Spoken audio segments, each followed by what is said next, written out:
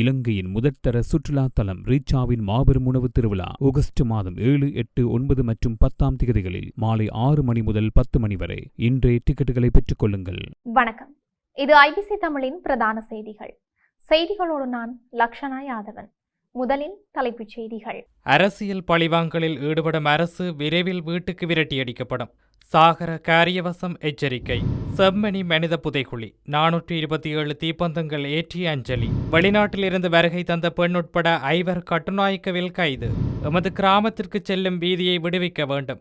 கிழக்கு பல்கலைக்கழகத்திற்கு முன் மக்கள் ஆர்ப்பாட்டம். கடுமையான வெப்ப அலை காரணமாக பிரான்சில் 1000 பேர் பலி. கிளிநொச்சியில் போலீசாரின் அதிரடி சோதனை. 50 வாகனங்களுக்கு மேல் பறிமுதல். ஹோர்மோஸ் ஈரான் கட்டுப்பாட்டில் இருக்கும். அமெரிக்காவிற்கு வெளியுறவு அமைச்சர் எச்சரிக்கை. தொடர்பான விரிவான செய்திகள்.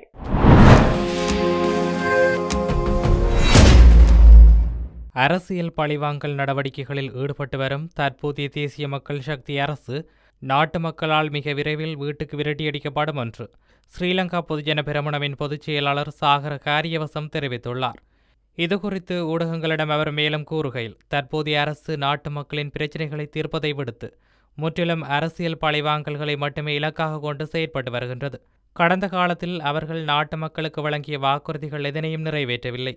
அரசின் இத்தகைய மக்கள் விரோத போக்கினாலும் அரசியல் பழிவாங்கல் நடவடிக்கைகளினாலும் நாட்டு மக்கள் பெரும் ஏமாற்றம் அடைந்துள்ளனர். எனவே இந்த ஏமாற்று அரசை ஆட்சியிலிருந்து விரைவில் வீட்டுக்கு விரட்டியடிப்பதற்கு மக்கள் தயாராகிவிட்டனர் என்றும் அவர் மேலும் தெரிவித்துள்ளார். மக்கள் செயல் இயக்கத்தின் ஏற்பாட்டில் உரிமை பந்தம் என்ற அமைதிவழி மக்கள் எழுச்சி நிகழ்வு நேற்றைய தினம் ஞாயிற்றுக்கிழமை நடைபெற்றது. செம்மணி பகுதியில் உள்ள அணையா விளக்கு திடல் பகுதியில் நேற்றைய தினம் ஞாயிற்றுக்கிழமை மாலை 4 மணியளவில் குறித்த நிகழ்வு இடம்பெற்றது. அதன்போது அணையா விளக்கு தூபிக்கும் மலர் மாலை அணிவித்து ஈகைச் சுடர் ஏற்றப்பட்டு மலரஞ்சலி செலுத்தப்பட்டது. அதனைத் தொடர்ந்து செம்மணி மனித புதைகுழியில் தற்போது முன்னெடுக்கப்பட்டு அகழ்வு பணிகளில் இதுவரையில் 412 எண்புக்கூடுகள் அடையாளம் காணப்பட்டுள்ள நிலையில் 1999 ஆண்டு கால பகுதியில் மேற்கொள்ளப்பட்ட அகழ்வு பணிகளின் போது மீட்கப்பட்ட 15 எண்புக்கூடுகளுமாக 427 எண்புக்கூடுகளை நினைவுறுத்தி 427 தீப்பந்தங்கள் கொளுத்தப்பட்டன. கட்டுநாயக்க விமான நிலையத்தில் வெளிநாட்டிலிருந்து வருகை தந்த பெண் உட்பட 5 கைது செய்யப்பட்டுள்ளனர்.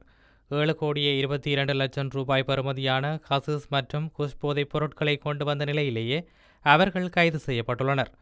அவர்கள் கட்டுநாயக்க விமான நிலையத்திலிருந்து நேற்று அதிகாலை வெளியேற முற்பட்ட போது விமான நிலைய காவல்துறை போதைப் பொருள் ஒழிப்பு பிரிவினரால் கைது செய்யப்பட்டுள்ளனர். கைது செய்யப்பட்ட சந்தேக நபர்கள் கேகாலை பகுதியைச் சேர்ந்தவர்கள் ஆவர்.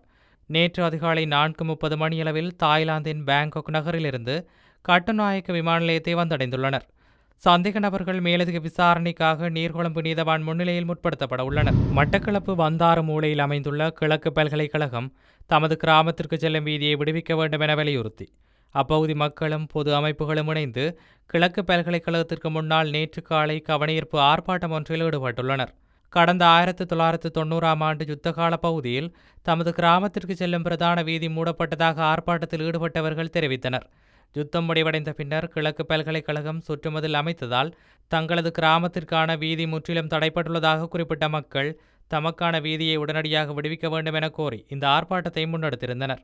இந்த ஆர்ப்பாட்டம் நடைபெற்ற இடத்திற்கு தேசிய மக்கள் சக்தியின் மட்டக்களப்பு மாவட்ட அமைப்பாளரும் விவசாய மற்றும் காணி அமைச்சின் இணைப்புச் செயலாளருமான திலகநாதன் மற்றும் இலங்கை தமிழரசு கட்சியின் செங்கலடி பிரதேச சபை உறுப்பினர் நாகேந்திரன் ஆகியோர் வருகை தந்து மக்களின் பிரச்சினை தொடர்பாக கலந்துரையாடினார்.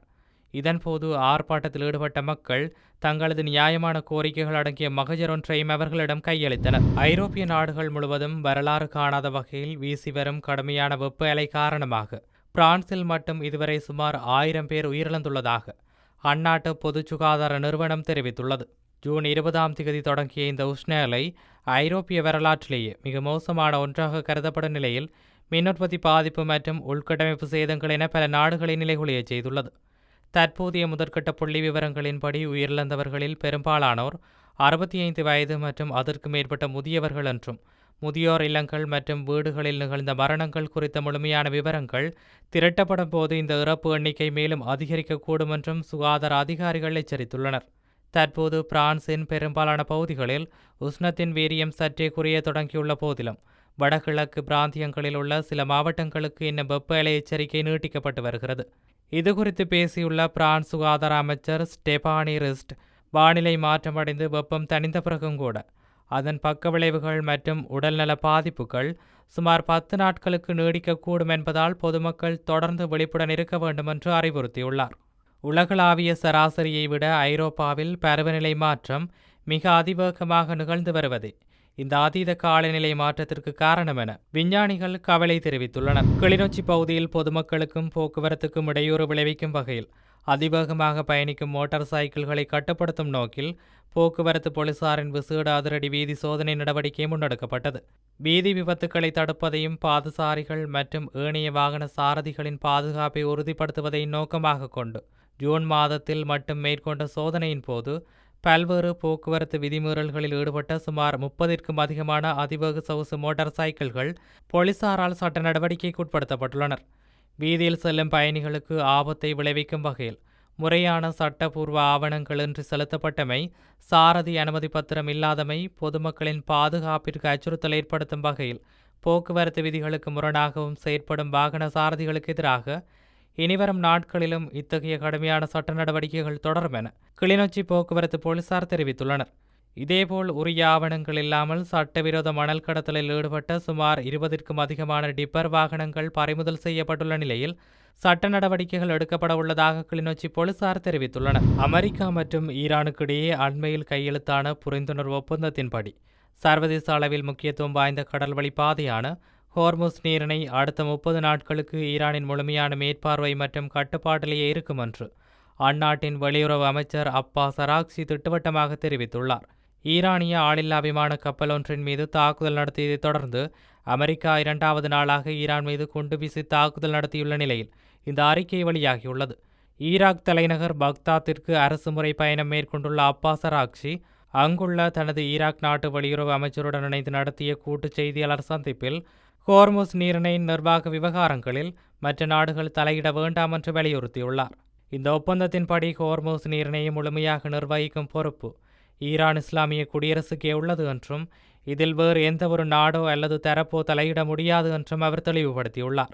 தற்போதைய பதட்டமான சூழலில் ஏதேனும் வெளிநாட்டு தலையீடுகளோ அல்லது ஒருதலைபட்சமான இராணுவ நடவடிக்கைகளோ எடுக்கப்பட்டால் அது பிராந்தியத்தின் நிலைமையை மேலும் மோசமாக்குவதுடன் இந்த முக்கிய கடல்வழி பாதையை வணிக கப்பல்களின் போக்குவரத்திற்காக முழுமையாக திறப்பதில் பெரும் தாமதத்தை ஏற்படுத்தும் என்றும் அராக்சி எச்சரித்துள்ளார். தற்போதைய தடைகள் மற்றும் தடங்கள் அனைத்தும் நீக்கப்பட்ட பிறகு அடுத்த 30 நாட்களுக்குள் இந்த நீரிணையின் முழுமையான போக்குவரத்து திறன் மீட்டெடுக்கப்படும் என்றும் ஈரான் அரசு தெரிவித்துள்ளது. செய்திகளின் நிறைவாக மீண்டும் தலைப்புச் செய்திகள். அரசியல் பழிவாங்கலில் ஈடுபடும் அரசு விரைவில் வீட்டுக்கு விரட்டியடிக்கப்படும். சாகர காரியவசம் எச்சரிக்கை. செம்மணி மனித புதைகுழி 427 தீப்பந்தங்கள் ஏற்றி அஞ்சலி. வெளிநாட்டிலிருந்து வருகை தந்த பெண் உட்பட 5 கட்டுநாயக்கவில் கைது.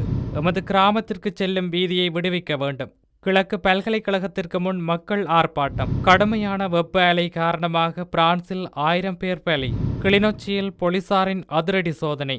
50 வாகனங்களுக்கு மேல் பறிமுதல். ஹோர்முஸ் ஈரான் கட்டுப்பாட்டில் இருக்கும். அமெரிக்காவிற்கு வெளியுறவு அமைச்சர் எச்சரிக்கை.